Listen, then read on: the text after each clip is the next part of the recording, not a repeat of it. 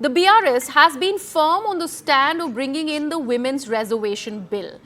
I understand you're sparring with the Congress party as far as your state is concerned, but when it is about standing united as an opposition, do you also join in the questions that the Congress party is raising against the convening of this special session? Well, Grihaji, one thing is for sure, not just the Congress party, the whole nation and the media is also just speculating about what the suspense or the session is all about. And in fact, the Bharatiya Janata Party spokesperson has made it clear that even the BJP spokespersons do not know what is the session about. So they are also But in the the way government that doesn't the consult with government us of on the India, issues of the government.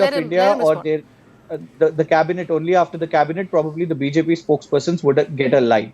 So, if anything, what we speak will be only speculation and hypothetic. But one thing for sure is, country cannot run in such suspense.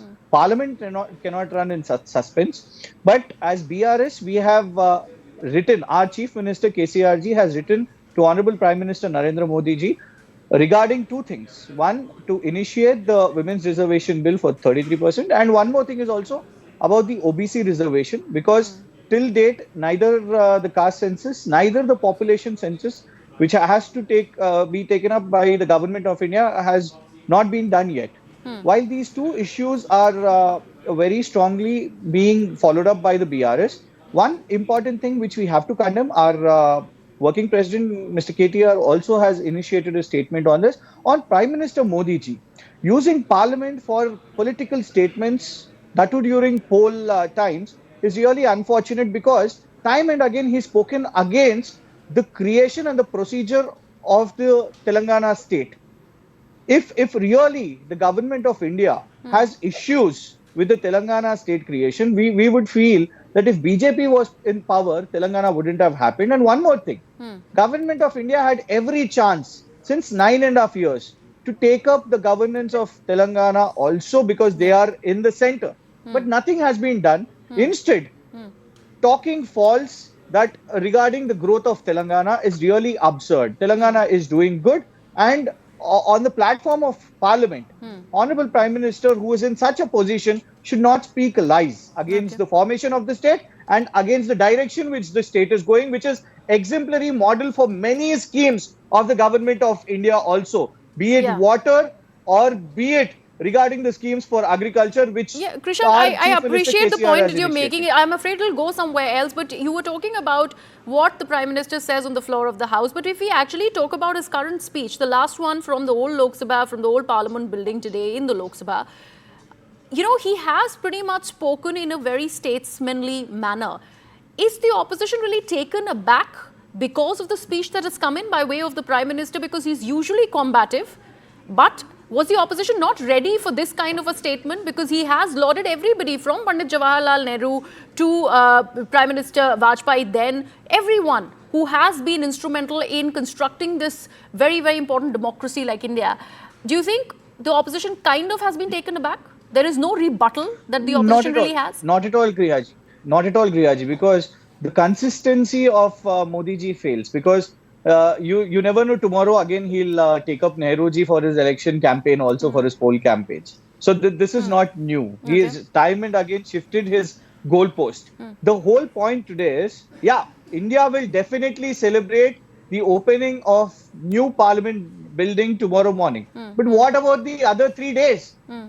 What about 28th, 21st, 22nd? What is Indian Parliament going to discuss about? We will definitely celebrate the Parliament building, but what policies or what discussion is going to taken up, that has not been mentioned in Prime Minister's speech today. Because if you are talking about the last speech in the old Parliament, and if you are entering into a new Parliament, show us a new direction. Which way is this government of India going forward? We do not know the direction. Right. Let me ask this. Let me ask this to tell Mr. Javed Ansari. Mr. Ansari, do you agree? Do you think that the Prime Minister's speech amalgamated all the points that were required of him to touch upon before heading to the new seat of democracy tomorrow, and also convening the special session that has been called by the ruling government? Or do you think he made apt points that were required to be made? I would go with the latter. He made apt points. And just naming names, just naming former prime ministers is not enough. What former prime ministers have done is a part of history, and people will judge them as they wish to.